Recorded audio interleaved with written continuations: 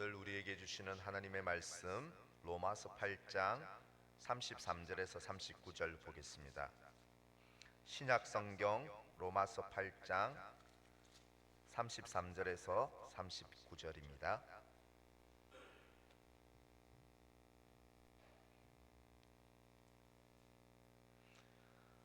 하나님의 말씀을 제가 읽겠습니다. 하나님의 말씀을 들으십시오. 로마서 8장 33절부터입니다. 누가 능히 하나님께서 택하신 자들을 고발하리요? 의롭다 하신 이는 하나님이시니 누가 정죄하리요? 죽으실 뿐 아니라 다시 살아나신 이는 그리스도 예수시니 그는 하나님 우편에 계신 자요 우리를 위하여 간구하시는 자시니라. 누가 우리를 그리스도의 사랑에서 끊으리요? 환난이나 공고나 박해나 기근이나 적신이나 위험이나 칼이랴.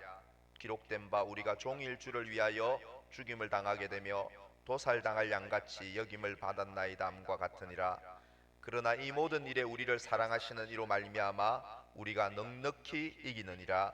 내가 확신하노니 사망이나 생명이나 천사들이나 권세자들이나 현재일이나 장래일이나 능력이나 높음이나 깊음이나 다른 어떤 피조물이라도 우리를 우리 주 그리스도 예수 안에 있는 하나님의 사랑에서 끊을 수 없으리라. 아멘. 부활의 아침에 나오신 여러분들을 주님의 이름으로 다시 한번 환영하고 축복합니다. 미국의 한 과학서적 출판사에서 과학자 110명에게 물었습니다. 지난 2000년 동안 인류의 가장 위대한 발명품이 무엇이라고 생각합니까? 물었을 때 더글러스 르시코프 박사가요, 지우개, 저기 나오는 지우개, 그리고 컴퓨터의 델키, 그리고 수정액, 화이트 수정액을 인류 최대의 발명품으로 꼽았다고 합니다. 그는 이 모든 것들은 지우는 것들이죠. 인간의 실수를 지우는 모든 도구를 러시코프 박사는 최고의 발명품으로 꼽았던 것입니다. 만일 우리의 삶도 지우고 다시 쓰고 싶다면, 쓸 수만 있다면 여러분들은 과거에 무엇을 지워버리고 싶습니까? 오늘은 부활절인데요, 오늘 로마서를 살펴보고자 합니다. 바울이 성령의 감동으로 기록한 이 로마서는 기원 후 AD 약 57년경에 바울이 고린도에서 하나님의 영감을 받아 기록한 책이 로마서입니다. 당시 AD 57년경이면 기독교는 아직 공인된 종교가 아니었고 불안정한 종교였고요, 곧 5, 6년 후에 닥칠 네로 황제의 이 큰 기독교 박해를 앞두고 있는 상황이 로마 교회가 처한 상황이었습니다. 바울은 이렇게 다가올 큰 고난과 죽음을 두려워하는, 죽음 앞에 놓인 죽음을 두려워하는 신자들을 위로하고 믿음의 확신을 심어주고자 바로 이 로마서를 기록하였습니다. 특별히 로마서 8장은요, 인간의 죄 그리고 고통의 문제, 특별히 죽음의 두려움 가운데 살아가는 사람들에게 예수 그리스도의 죽음과 부활, 특별히 부활이 가져온 영향에 관해 오늘 로마서 8장에서 말하고 있습니다. 죄와 고통과 죽음의 두려움 속에 살아가는 사람들에게 예수의 부활이 가져온 놀라운 영향에 대해서 바울은 로마서 8장에서 말합니다. 바울은 예수의 이 부활 사실, 예수의 부활 사건은요, 인생의 아주 근본적인 문제들, 고통들을 지워버린 사건이라고 오늘 8장에서 이야기하고 있습니다. 과연 우리가 오늘 살펴볼 것은 예수님이 죽음에서 부활한 이 사실이, 이 사건이 우리의 인생의 어떤 문제를 깨끗하게 지워버린 사건인지 우리가 오늘 하나님의 말씀을 통하여 부활의 지우개라는 제목으로 은혜를 나누고자 합니다. 주님의 이 부활 사건은 첫 번째로 우리의 죄악을 깨끗하게 완전히 지워버린 사건이 주님의 부활 사건입니다.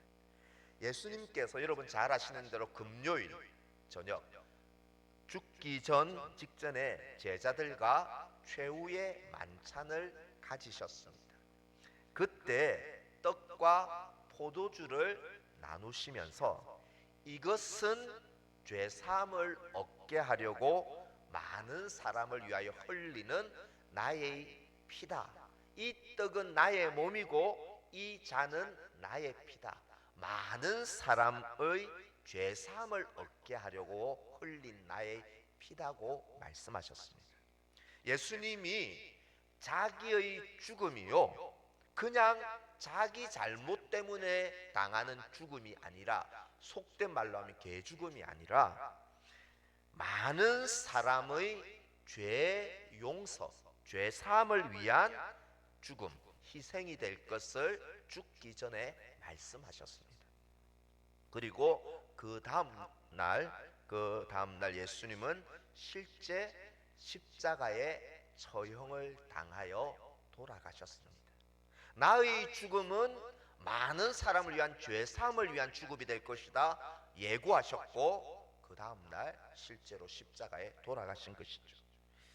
만일 예수님의 이 십자가 죽음, 십자가 사건이 많은 사람의 죄를 용서하는 죽음이라는 주님의 말씀을 증명하려면, 그 말씀을 증명하려면 무엇이 필요할까요?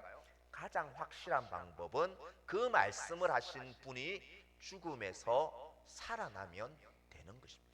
죽음에서 살아나 하나님의 아들로 입증되면 예수님의 죽음도 많은 사람의 속죄를 위한 죽음으로 증명될 수 있는 것입니다. 실제 예수님은 3일 만에 무덤에서 부활하심으로써 자기 죽음이 자기 죄 때문이 아니라 많은 사람의 죄를 용서하고 속죄하기 위한 하나님 아들의 죽음임을 우리 주님은 부활로 증명하시고 나타내신 것입니다.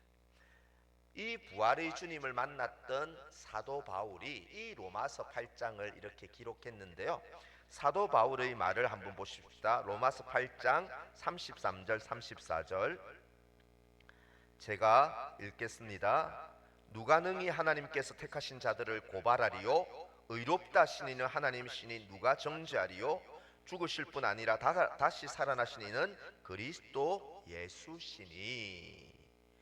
누가 고발하리요? 누가 정죄하리요? 이 용어들은요 법정의 용어들입니다. 법정의 장면을 떠올리게 합니다.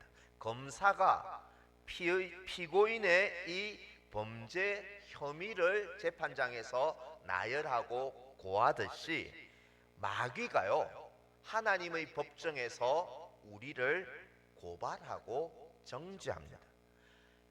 하나님, 이 사람은 죄인입니다. 이 사람은 살면서 이러이러한 죄를 많이 지은 극악무도한 죄인입니다. 이 사람은 유죄입니다. 이 사람에게 사형을 선고 내려 주십시오. 마귀가 이렇게 우리를 고발하고 단죄할 때 재판관의 신 하나님은 하늘 법정에서 누가 감히 내 백성을 고발할 수 있단 말이냐? 누가 감히 내 백성을 죄인이라고 단정하느냐? 재판관이신 하나님이 이렇게 말씀하시는 것입니다. 여러분, 예수를 믿는 우리는 그 어느 누구도 우리를 죄인이라고 고발하거나 단죄할 수 없습니다. 왜 그럴까요? 하나님의 아들 예수께서 우리가 지은 모든 죄를 위해 십자가에 대신 죽었고 3일 만에 부활하셨기 때문입니다. 하나님, 재판관이신 하나님은 지금도 하늘 법정에서 우리를 보실 때에 자기 아들의 죽음과 부활의 이 행위, 이 공로를 보시고 하나님의 법정에서 우리에게 죄인이 아니라 무죄다. 이 사람은 예수 그리스도를 믿었기 때문에 무죄고 의인이다 라고 이렇게 선언하신다는 것입니다.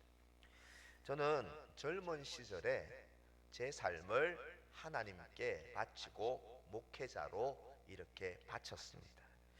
그런데요, 저도 20대 후반 30대 초중반 혈기왕성한 청년 아닙니까? 목사의 길로 주님께 헌신했지만 청년의 속에 있는 그 정욕과 욕망과 죄악을 도저히 이길 수가 없었습니다. 조금 더 나은 사람이 되어보려고 노력해도 그렇게 되지가 않았습니다. 제 속에 신앙생활 하면서도 죄의식과 그리고 어떻게 목회자 될 사람이 이렇게밖에 못 산단 말이냐, 죄책감과 그리고 마지막 하나님의 심판대 앞에 서게 될 때 받을 형벌이 두려웠습니다. 예수를 믿으면서도 늘 속에 죄책감과 두려움이 가득했습니다. 하지만 예수님의 부활로 나의 모든 죄가, 죄책감이, 죄의 형벌이 무죄다, 다 사해졌다는 이 주님의 말씀을 듣고요, 제가 그 말씀을 다 굳게 붙들 때에 제 속에 있는 죄의식과 두려움이 다 사라졌습니다. 죄사함의 기쁨과 확신이 넘쳤습니다. 여러분, 아무리 도덕적으로 살아보려고 노력할 때는 죄의식과 죄책감이 오히려 더 가득했는데 주님이 나의 죄를 위해 죽고 부활함으로 내 죄를 씻었다는 이 복음을 들을 때 자유함과 기쁨을 얻었습니다. 주 안에서 사랑하는 형제 자매 여러분, 지금까지 살면서 하나님과 사람 앞에서 어떤 잘못과 어떤 실수와 죄악을 지었습니까? 또 하나님 앞에 더 나은 사람이 되지 못하고 죄의 끊임없는 유혹과 욕망을 끊지 못하고 계속해서 넘어지고 실패하는 모습이 없습니까? 죄책감이 우리 속에 있고 혹 모를 죽음과 심판의 두려움, 하나님 앞에 서게 될 때에 혼나지 않을까, 벌받지 않을까, 심판과 죽음의 두려움이 없습니까? 그때 우리는 기억해야 할 것은 우리를 위해 십자가에 죽으시고 다시 사신 예수님을 나의 구원자, 나의 주님으로 고백하는 누구든지 하나님은 이렇게 선언하실 것입니다. 예수의 죽음과 부활로 너는 완전한 무죄다. 너의 죄의 모든 기록은 이미 다 삭제되었고 지워졌다. 사랑하는 성도 여러분, 예수님의 부활 사건으로 우리의 모든 죄가 삭제되었고 지워졌고 우리의 모든 죄가 용서받았음을 확신하는 저와 여러분 되시기를 주님의 이름으로 간절히 축원합니다. 이 부활 사건은 우리의 무죄 선언 사건입니다. 두 번째로 예수님의 부활 사건은 우리의 죽음을 완전히 영원히 지워버린 사건이라는 것입니다. 죽음은 인간에게 가진 가장 큰 두려움인 것 같습니다. 사람들은 왜 암에 걸릴까 두려워하는 걸까요? 왜 교통사고를 두려워하고 사건 사고를 두려워할까요? 왜 전쟁과 지진과 쓰나미나 재난을 왜 두려워할까요? 결국은 죽음 때문에, 죽음과 연결되어 있기 때문에 우리는 죽음을 두려워합니다. 그러면 사람은 하나님이 선하게 창조했다고 하면서 왜 사람은 죽음을 맞이하는가? 바울은 로마서 6장 23절에 죄의 대가는 죽음이다 라고 선언합니다. 하나님이 창조한 인간이 오히려 그 하나님을 경배하지 않고 하나님을 거역하고 대적하는 편에 서고 우상, 하나님 대신 우상을 섬기고 하나님의 뜻에 불순종한 죄를 지었기 때문에 죄의 대가는 죽음이라고 성경은 말합니다. 그런데요, 바울이 여기서 말한 죄의 대가는 죽음이다. 이 죽음에는 이중적 의미가 있습니다. 하나는 죄의 결과로 우리는 육체의 죽음이 이 인류에 찾아왔습니다. 육신의 죽음을 말하는 것입니다. 그것은 죄의 대가입니다. 또 다른 하나는 영원한 죽음을 말합니다. 지옥에서 영원히 고통을 받는, 형벌받는 이 상태를 영원한 죽음이라고 합니다.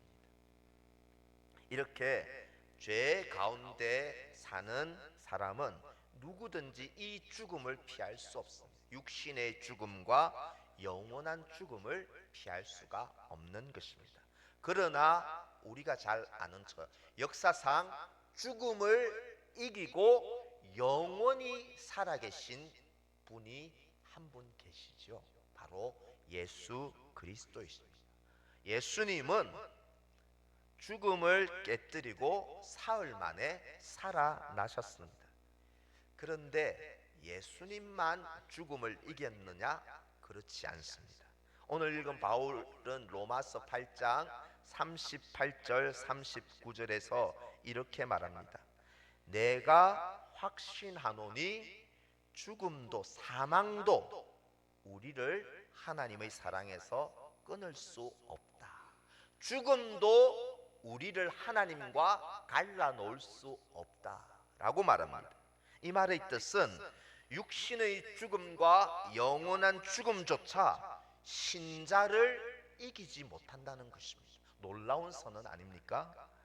왜 육신의 죽음 또 영원한 죽음을 예수를 믿는 신자를 이기지 못할까? 왜 죽음이 우리를 이기지 못할까요? 그것은 요한복음 11장 25절 26절에 나와 있습니다. 왜 죽음이 우리를 지배하지 못하는가? 우리 다 함께 우리 주님의 말씀을 우리 같이 읽겠습니다. 예수께서 이르시되 나는 부활이요 생명이니 나를 믿는 자는 죽어도 살겠고 무릇 살아서 나를 믿는 자는 영원히 죽지 아니하리니 이것을 내가 믿느냐? 아멘. 믿으면, 십자가에 죽고 부활한 예수님을 믿으면 죽어도 살아난다. 예수님이 죽음에서 살아난 것처럼 믿는 자도 죽어도 죽음이 끝이 아니라 부활한다는 것입니다. 부활할 뿐만 아니라 영원히 죽지 않는 영원한 삶에 들어가게 된다고 주님은 말씀하십니다. 주님이 부활하여 영원히 사시는 것처럼 예수를 믿는 누구든지 비록 죽어도 부활할 것이요 영원토록 주님과 함께 살게 될 것이므로 결국은 죽음이 우리를 이기지 못할 줄 확신합니다. 로마의 제16대 황제 마르쿠스 아우렐리우스, 명상록으로도 아주 그 책으로도 유명한 이 16대 황제 마르쿠스 아우렐리우스가 AD 125년, 예수님 죽은 지 거의 한 90년 뒤에 AD 125년에 쓴 편지 한 통이 고고학자들에 의해서 발견되었습니다. 당시에 기독교인들에 대해서 이렇게 썼습니다. 기독교인들은 정말 이해하기 힘든 새 종교 집단이다. 사람이 죽어도 슬퍼하지 않고 기뻐하며 그들의 신에게 감사 예식을 드린다. 그들은 장례를 위해 묘지로 줄지어 갈 때에도 마치 즐거운 소풍이나 가듯 노래를 부르며 감사합니다, 감사합니다 말하며 행진한다. 이렇게 AD 125년에 기록했다는 것입니다. 성도에게 죽음은요, 완전한 무로 돌아가는 생의 끝이 아닙니다. 부활이 있고요, 하나님과 함께하는 영원한 삶의 시작이 성도의 죽음이라는 것입니다. 여러분, 제가 인구 통계를 살펴봤는데요, 현재 약 83억 명 정도가 전 세계 인구인데, 그 중에 오늘날 나는 몸의 부활과 영생을 믿습니다. 몸이 다시 사는 것과 영원히 사는 것을 믿습니다. 이 사도신경을 고백하는 인구가 83억 명 중에 26억 명이나 된다고 합니다. 캐톨릭과 이게 개신교인을 포함해서 26억 명이라는 것입니다. 여러분, 부활과 영생이요, 신화야, 허무맹랑한 이야기야? 아닙니다. 이 말씀을 하신 분이 주님의 말씀이고 예수님에게도 이 일이 실제 일어난 역사적 사건이고 장차 우리에게도 일어날 확실한 진리라는 사실을 믿으시기를 바랍니다. 죽음조차 우리를 이기지 못하고 끊을 수 없는 부활, 이 영생에 대한 확실한 소망을 붙들고 만나는 사람마다 이 부활과 영생의 소망을 노래하고 전하는 저와 여러분 되시기를 주님의 이름으로 축원합니다. 마지막으로 주님의 부활 사건은 무엇을 지워버렸을까요? 현재의 고통과 두려움을 지워주신 사건입니다. 주님의 부활은 현재의 고통과 두려움을 지워주셨습니다. 당시에 주님 부활을 목격했던 많은 사람이 있었습니다. 그 중에 제자들은 그때 주님의 죽음 때문에 부활한 사실을 모르고 죽음 때문에 두려워서 자기들도 죽을까 두려워서 방문을 꼭꼭 걸어 잠그고 숨어 있었습니다. 그런데 부활하신 주님이 그 방 안에 찾아오신 후에 제자들이 어떻게 변했는지 아십니까? 누가복음 24장 52절 53절은 의사였던 누가가 아주 상세하게 기록하는데 이렇게 기록합니다. 그들이 큰 기쁨으로 예루살렘으로 돌아가 늘 성전에서 하나님을 찬송하더라. 기뻐했다는 것입니다. 그리고 숨어 있었던 것이 아니라 이제 성전은 그 당시 많은 사람들이 만나는 장소였잖아요. 공개적인 곳에서 예수를 찬양하고 하나님을 찬양하는 이 사람으로 변화되었다는 것입니다. 여러분, 주님의 부활 사건을 만난 사람들, 믿는 사람들은 현재와 이 고통과 슬픔과 상실의 아픔과 두려움이 사라진다는 것입니다. 주님의 부활은 이런 고통과 두려움을 지워버린 사건이라는 것입니다. 이것을 바울도 이야기합니다. 오늘 로마서 8장 35절을 보십시오. 우리 35절은 다 함께 같이 읽겠습니다. 누가 우리를 그리스도의 사랑에서 끊으리요? 환난이나 공고나 박해나 기근이나 적신이나 위험이나 칼이랴. 아멘. 여기서 바울이 언급한 단어들을 한번 보시면요, 환난, 공고는 역경을 말합니다. 박해, 기근은 굶주림, 적신은 헐벗는 것, 헐벗음, 위험과 칼, 이런 단어들은 아주 매우 그 당시 그리스도인들이 현실적으로 당하는 고통과 문제였다는 것입니다. 우리의 삶에서 겪을 수 있는 고통들이라는 것입니다. 여러분, 이 모든 우리가 현실적으로 고통과 아픔과 이런 어려움들이 주님의 사랑에서 이것들이 끊을 수 없고 이 현실의 고통이 주님을 사랑하는 우리를 이길 수 없다고 바울은 힘을 주어 이야기합니다. 여러분들이 어떤 고통과 굶주림과 어려움이 있습니까? 주님의 부활로 우리를 사랑한 주님의 사랑에서 이것들이 우리를 절대 이기지 못합니다. 바울은 말하는 것입니다. 왜 그럴까요? 주님의 부활 때문에 그렇다는 것입니다. 특별히 주님이 부활하심으로 부활의 주님이 보내신 성령이 우리에게 계시기 때문에 어떤 고난도 두려움도 우리를 이기지 못하는 것입니다. 아이가 밤에 혼자 있으면 밤 깊은 밤에 혼자 있으면 굉장히 두려워하게 됩니다. 그게 누구나 본성이죠. 그때 엄마가 방 안에 들어와서 깜깜한 방에 그 아이를 안아줍니다. 엄마가 항상 네 옆에 있을게, 이렇게 안아주고 말하면 아이는 캄캄한 방에 있어도 더는 두려워하지 않습니다. 왜냐하면 함께 있는 존재가 고통과 두려움을 이기게 하기 때문입니다. 부활하신 주님은 이 부활을 믿는 자들 속에 성령이라는 하나님을 성령을 우리에게 보내어 주셨습니다.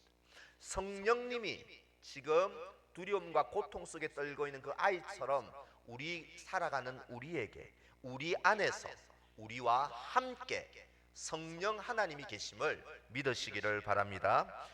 미국 켄터키 정신병원에 캐롤이라는 30대 후반 여성이 우울증으로 입원했습니다. 직장에서 해고되고 남편한테도 버림받으면서 정신병 견딜 수 없어서 정신병원에 입원한 것입니다.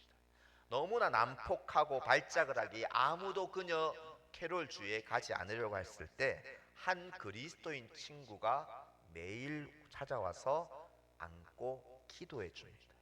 부활절이 다가오자 그 친구는 그녀에게 주님의 부활 사건을 이야기하면서 부활의 주님이 죽음을 이겼으므로 너도 이 우울증을 이길 수 있어 격려해 주었습니다. 이때 이런 말을 들을 때 캐롤의 마음에 부활의 주님이 믿어지자 그 속에 성령님께서 오셨습니다. 그녀가 갑자기 벌떡 일어나 그래 주님만이 이 우울증에서 나를 고칠 수 있고 주님만이 나를 이 우울증에서 새롭게 하실 수 있습니다. 캐롤이 고백합니다. 부활의 주님을 믿었을 때 그 속에 들어오신 성령께서 캐롤에게 이 믿음을 주셔서 이기게 하셨다는 것입니다.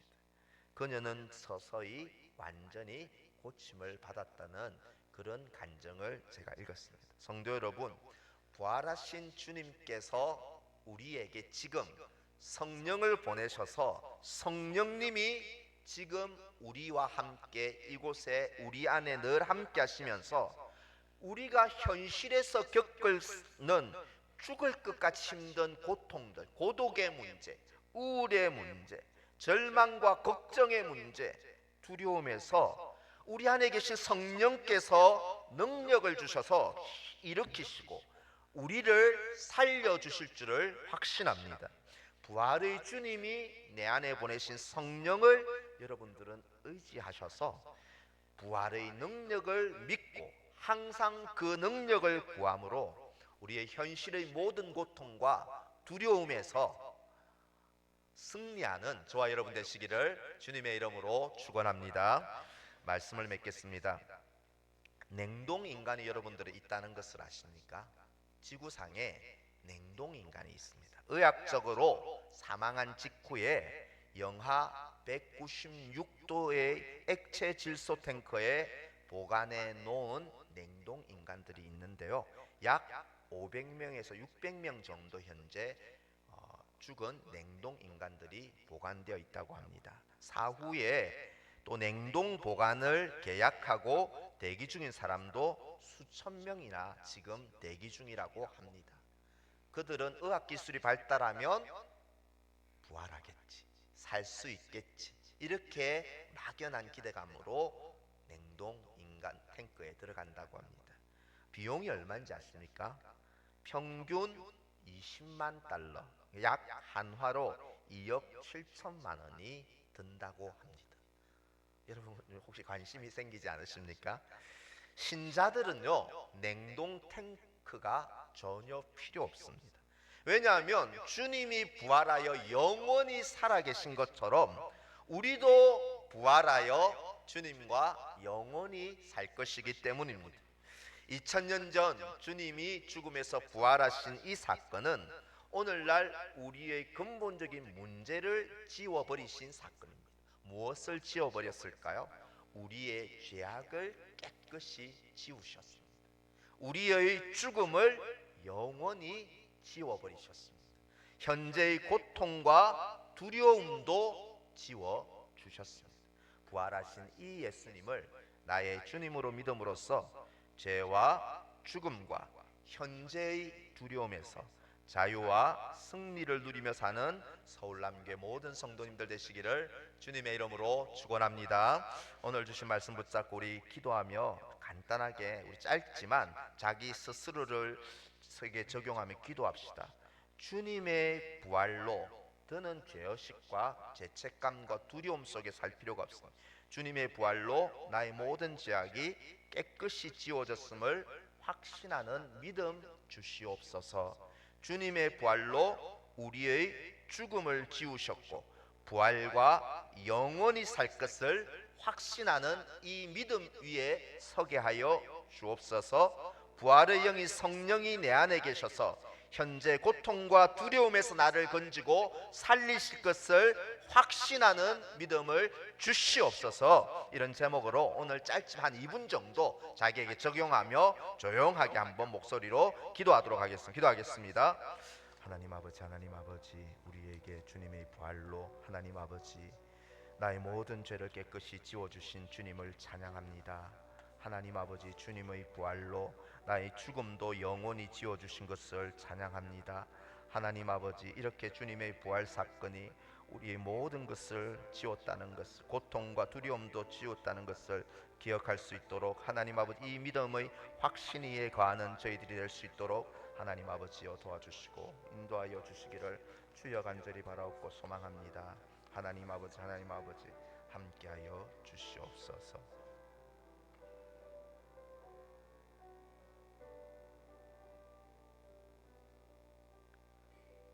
이제 이 시간에는 우리 학습 및 입교식을 우리 하도록 하겠습니다. 먼저 입교식부터 먼저 거행하도록 하겠는데요. 입교라는 것은요, 부모의 믿음으로 유아 세례를 받은 자녀들이 이제 성인이 되어서 자기의 신앙을 교회 앞에서 공적으로 고백하며 이제 성만찬에 참여할 수 있는 자격을 얻는 이런 예식입니다. 자, 입교식 대상자인 정지원 씨 앞으로 나오셔서 성도들을 향해서 먼저 서주시기 바랍니다. 성도들을 향해서 보고 중앙에 서 주십시오. 사랑하는 성도 여러분, 정지원 씨는 유아 세례를 받고 교회 안에서 지금까지 믿음으로 양육받았으며 이제 성인이 되어 자기 입으로 신앙을 고백하여 성찬에 참여하는 권리를 얻기 위해 하나님과 거룩한 교회 앞에 서 있습니다. 이제 정지원 씨에게 다음 질문에 오른손을 들고 진실한 마음으로 서약해 주시기 바랍니다. 제가 묻습니다. 정지원 씨는 어렸을 때 부모의 신앙 고백과 서약으로 세례를 받았는데 이제는 그 고백과 서약을 자신의 것으로 삼고 성실히 지키기로 서약합니까? 네라고 했습니다.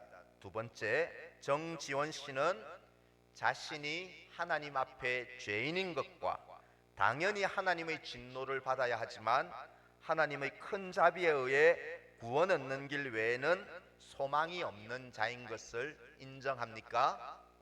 세 번째로 묻습니다. 정지원 씨는 주 예수 그리스도께서 하나님의 아들이신 것과 죄인의 구주이신 것을 믿으며 복음에 말한 바와 같이 구원하시리는 오직 예수 그리스도 한 분뿐인 줄 알아 주님을 영접하고 주님만 의지하기로 서약합니까? 정지원 씨는 지금 성령의 은혜만 의지하고 그리스도를 따르는 자가 되어 모든 죄를 버리고 그의 가르침과 모범을 따라 살기로 서약합니까? 마지막으로 묻습니다. 정지원 씨는 이제부터 교회의 관할과 치리에 복종하고 성결과 화평을 위해 노력하기로 서약합니까? 네, 손을 내리고 앞에 잠깐 앉아 주십시오. 자, 이제 학습 대상자를 호명하도록 하겠습니다. 학습은 교회에 등록한 지 6개월 이상 공예배에 참석하는 14세 이상의 이 원입인을 대상으로 학습을 주게 됩니다. 조병규 씨 앞으로 나와 주셔서 동일하게 성도들을 향해서 서 주시기 바랍니다. 앞으로 나오셔서 성도님들을 향해서 보고 서 주십시오. 사랑하는 성도 여러분, 지금 교회 앞에 서신 조병규 씨는 예수 그리스도께만 구원이 있음을 믿고 따를 것을 결심하였고 당연히 제가 확인을 했습니다. 이제 교회 앞에서 엄숙한 서약을 통해 학습 교인으로 세우려고 합니다. 성도님들은 조병규 씨의 서약의 증인이 되어 주셔서 그가 앞으로 믿음에 굳게 서기까지 기도와 선한 교제로 돕기를 바랍니다. 이제 학습을 받는 조병규 성도는 오른손을 들어주시기 바라고요. 제가 묻는 질문에 예라고 서약에 대답해 주시기 바랍니다. 조병규 씨는 모든 죄를 버리고 하나님만 의지하기로 서약합니까? 조병규 씨는 주 예수 그리스도를 자신의 구주로 영접하고 그를 신뢰하며 그분의 말씀에 순종하기로 서약합니까? 조병규 씨는 성경과 교회의 제반 규례를 열심히 학습하여 일정한 기간이 지난 다음에 지체 없이 세례받기로 서약합니까? 네, 손을 내려주시고요. 이제 정지원 씨도 앞으로 나오셔서 옆에 서시기 바랍니다. 자, 우리 다 함께 감사 기도를 드리겠습니다. 같이 기도합시다. 전능하시고 자비로우신 하나님 아버지, 오늘 사랑하는 주의 자녀 조병규 씨가 학습을 받고 정지원 씨가 입교하게 하심을 감사드립니다. 오늘 공회 앞에 서약하고 학습교인이 된 조병규 씨, 입교인이 된 정지원 씨에게 복의 복을 내려주시고 주의 성령으로 늘 함께하여 주옵소서. 이들이 복음의 진리와 그리스도를 더 깊이 알아가게 하시고 주 예수 그리스도께 순종하고 죄와 마귀와 용감하게 싸워 승리하며 삼위 하나님을 영원히 높이고 찬양하는 삶을 살게 하여 주시옵소서. 예수님의 이름으로 기도하옵나이다. 아멘. 이제 공포합니다. 조병규 씨가 본 대한예수기 장로회 서울 남교회 학습인이 된 것과 정지원 씨가 본 대한예수교 장로회 서울남교회 입교인이 된 것을 성부와 성자와 성령의 이름으로 공포합니다. 아멘. 우리 박수로 한번 축하합시다. 자, 이제 축하 시간인데요. 먼저 교회에서 준비한 성경책 선물과 우리 꽃다발 정정이 있겠습니다. 우리 정정할 때 우리 박수로 우리 한번 축하합시다.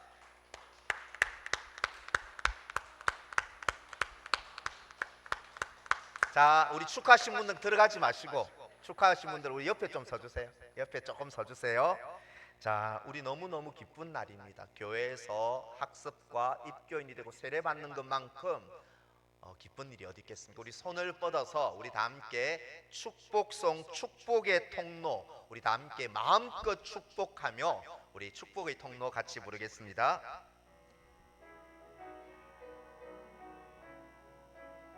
우리 손을 뻗어서 축복해 주십시오. 당신은 하나님의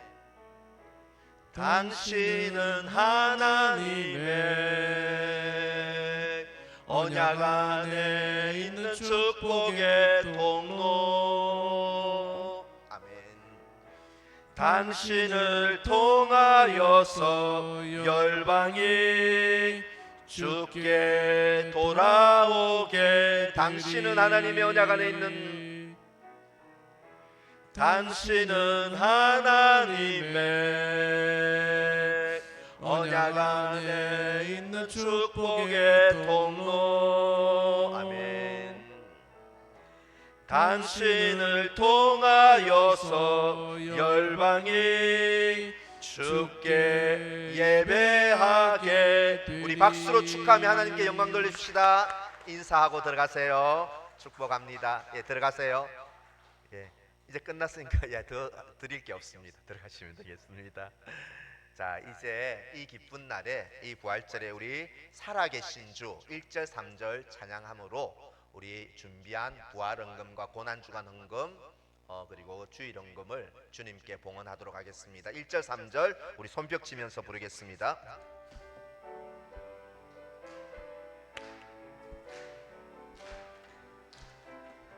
주 하나님 독생자 예수 날 위하여 오시었네. 내 모든 죄 용서하시고 죽음에서 부활하신 나의 나의 구세주 아멘. 살아계신 주 나의 참된 소망 걱정 근심 전혀 없네. 사랑의 주 내 갈 길 인도하니 내 모든 삶의 기쁨 늘 충만하네. 그 언젠가 주 뵐 때까지, 그 언젠가 주 뵐 때까지 주를 위해 싸우리라. 승리의 길 아멘.